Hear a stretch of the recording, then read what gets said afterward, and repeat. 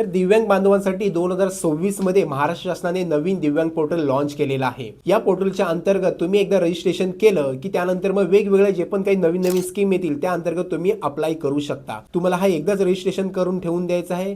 अर्थातच तो कसं आहे की फक्त एक आयडी बनवायचा आहे आणि एकदा की लॉग इन केलं की तुम्हाला वेगवेगळ्या स्कीम मध्ये अप्लाय करताना येणार आहे। सो ह्या पोर्टल मध्ये कसं रजिस्ट्रेशन करायचं आज या व्हिडिओच्या माध्यमातून आपण बघणार आहोत। तर स्वागत आहे तुमचं माझ्या मराठी शासन या युट्यूब चॅनलवरती। मी आहे सुयोग कसारे। चला तर मग व्हिडिओला सुरुवात करूया। जर तुम्ही माझ्या चॅनलवरती नवीन असाल तर आता सबस्क्राइब करा। अशाच पद्धतीचे नवनवीन व्हिडिओ मी माझ्या चॅनलवरती घेऊन येत असतो। प्रथम तुम्हाला दिव्यांग सहाय्यक पोर्टल इथे जायचं आहे आणि पहिली जी तुम्हाला लिंक दिसते आहे तिथे तुम्हाला क्लिक करायचं आहे। इथे येण्यासाठी माझ्या व्हिडिओच्या डिस्क्रिप्शनमध्ये डायरेक्ट लिंक दिली आहे, तिथे क्लिक केल्यानंतर ह्या पोर्टलवर तुम्ही डायरेक्टली येऊन जाल। खाली लिहिलं आपल्याकडे UDID कार्ड नाही आहे का, स्वलंबित पोर्टलवर अर्ज करा आणि वरती लिहिलं नोंदणी दिव्यांग व्यक्तींसाठी एकदाच। ठीक आहे। सो इथे तुमच्याकडे UDID कार्ड असेल तर वरती क्लिक करा, नसेल तर खाली क्लिक करून तुम्ही UDID कार्ड काढू शकता। त्याची व्हिडिओ आपल्या चॅनलवरती अवेलेबल आहे।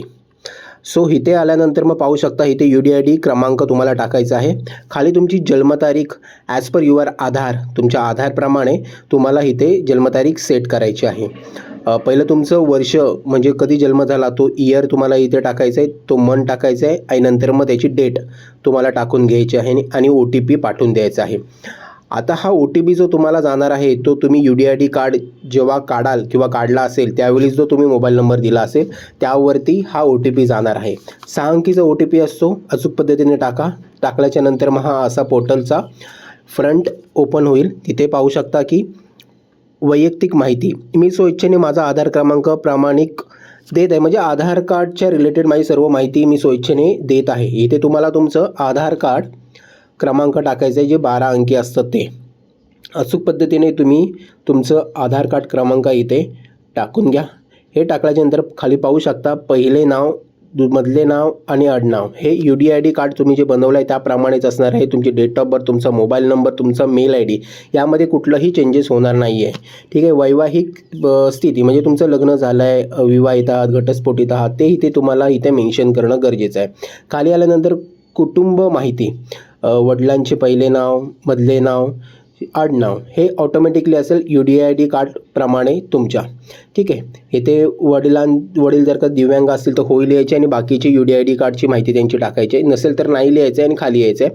आईचं पहिले नाव तुम्हाला टाकायचं आहे, जे इनिशियली नाव असतं ते टाकायचं आहे। मधल्या नावामध्ये तुमच्या वडिलांचं नाव आणि आडनावमध्ये तुमचं जे आडनाव असेल ते तुम्हाला इथे टाकून घ्यायचं आहे।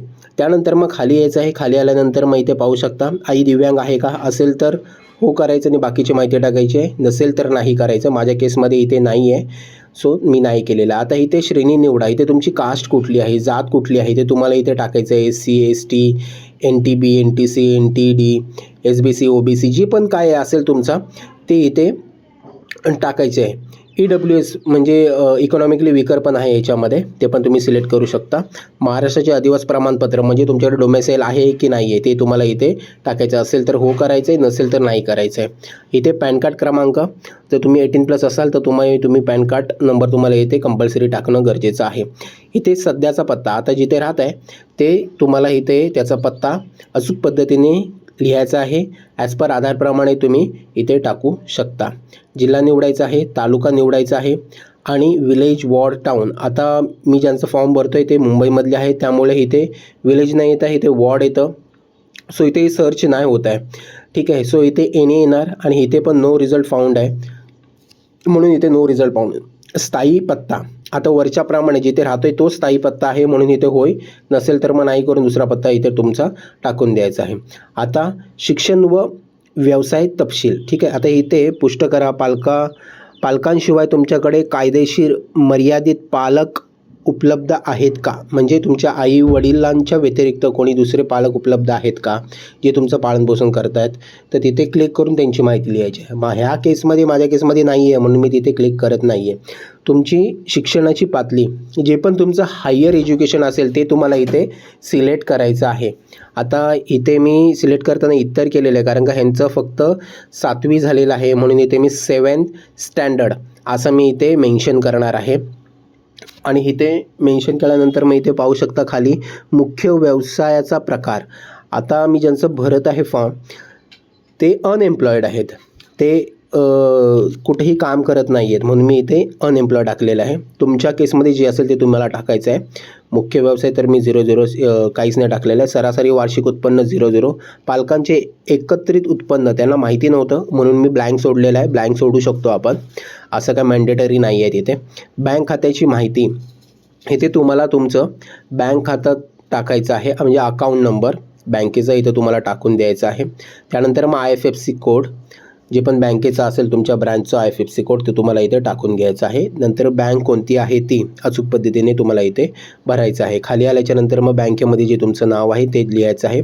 दारिद्र्य रेषेखाली म्हणजे BPL कार्ड म्हणजे येलो कार्ड वगैरे तुमच्याकडे असेल तर ते BPL कार्ड, आणि खाली EWS म्हणजे आर्थिकदृष्ट्या दुर्बल, म्हणजे एकदम पण विकर नाही पण शिक्षणासाठी तुम्हाला पैशाची गरज असेल तर त्यासाठी तो EWSचं आपल्याला सर्टिफिकेट काढावं लागतो, ते आहे ते. त्याचप्रमाणे खाली आल्याच्यानंतर पाहू शकतो देखभाल करणाऱ्या तपशील. तुमचं देखभाल कोण करतो? आई वडील जे पण कोणी करत असेल त्यांचं इथे नाव लिहायचं. ह्यांच्या केसमध्ये ह्यांचे वडीलच करतात, पण त्याचं पहिलं नाव, मधलं नाव आणि आडनाव हे मी मेन्शन केलेलं आहे. खाली त्यांचं वडिलांचं जे तुमचे देखभाल करत आहेत त्यांचं इथे मोबाईल क्रमांक 10 अंकी तुम्हाला इथे मेन्शन करणं गरजेचं आहे, ते इथे तुम्हाला टाकून घ्यायचं आहे. त्यानंतर मग त्यांच्यासोबत नाते काय आहेत? वडील आहेत म्हणून इथं वडील, आई असेल तर आई, इतर असेल तर इतर. त्यानंतर मग कोणीही तुमचं म्हणजे संस्था जे तुमचं देखभाल करतं ते NGO वगैरे असेल तर ते इथे तुम्हाला क्लिक करायचं आहे आणि त्यांचा NGOचा नंबर, नोंदणीकृत नंबर वगैरे तुम्हाला इथे टाकून घ्यायचा आहे. काळजी वाहक पत्ता, आता घर क्रमांक, रस्त्याचे नाव वगैरे इथे तुम्हाला सर्व काही इथे मेन्शन करायचं आहे, जर ते असतील तर. ठीक आहे, तर आपल्या केसमध्ये तर तसं नाही आहे. सो आता खाली बघा, मी इथे घोषित करतो की कुटुंबातील प्रत्येक सदस्यांसाठी दिलेली माहिती माझ्या ज्ञानानुसार खोटी नाही आणि बरोबर आहे. सर्व माहिती जी तुम्ही भरलेली ती बरोबर आहे असं तुम्ही तिथे डिक्लरेशन देत आहात. सो इथे समाविष्ट करा म्हणून ओकेवरती तुम्हाला इथे क्लिक करायचं आहे, सबमिट करायचं आहे. सबमिट झाल्यानंतर मग हे पाहू शकता, कॉंग्रॅच्युलेशन, रजिस्ट्रेशन सक्सेसफुली. तुमचं ह्या पोर्टलवरती अकाउंट ओपन झालेलं आहे. ठीक आहे, आता ह्याचं ॲक्सेस आता आपण घेऊया, आपण ॲक्सेस करूया, ह्याला लॉग इन करूया. लॉग इनसाठी तुमचा मोबाईल नंबर किंवा UDID कार्ड नंबर टाकायचा आहे आणि OTP पाठवा ह्यावरती तुम्हाला क्लिक करायचं आहे. ठीक आहे, त्यानंतर मग OTP टाकल्याच्यानंतर मग साइन इन करा. साइन इन केल्यानंतर पाहू शकता असं डॅशबोर्ड ओपन होतो तुमचं. त्यामध्ये देखरेखीचं कारण, पत्त्याची माहिती, ही सर्व जे पण तुम्ही फॉर्म भरलेलं आहे ते सर्वचे सर्व इथे तुम्हाला दिसून येईल. ठीक आहे, त्यानंतर मग माझी कागदपत्र हे पाहू शकता, आधार कार्ड, सर्टिफिकेट, स्थिती काय, त्याची कृती काय, तुम्ही हे सर्व अपलोड करून घ्यायचं आहे.